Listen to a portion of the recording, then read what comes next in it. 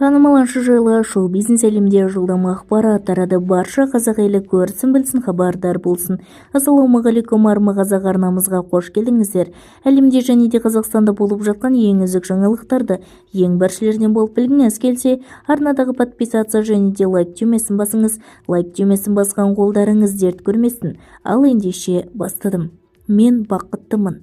Біз жетеу боламыз. Қайрат Нұртастың ерекше жаңалығы видеодағы жұртты елжіретті.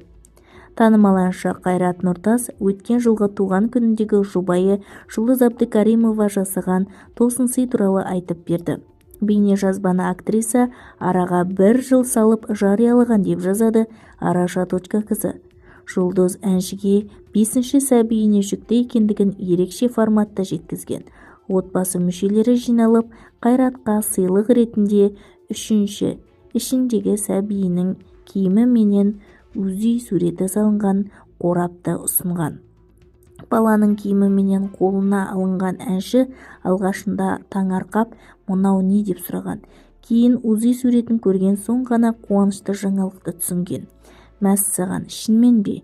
Мен бақыттымын. Құдай қаласа біз жетеу боламыз. Бұл мен үшін ең үлкен сыйлық. Жұлдыз, саған шексіз рахмет деген ол. Желі қолданушыларды әншінің шынайы қуанышын ерекше қабылдап, жылы лебіздерін білдірген. Айта кетейік, Қайрат Нұртас 25 ақпанда 37 жасқа толды.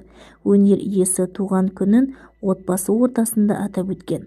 Бізді тамашалауды жалғастырыңыздар және де осыған ұқсас өзге ақпараттар сіз үшін қызықты болса, арнадағы подписация және де лайк түймесін басыңыз.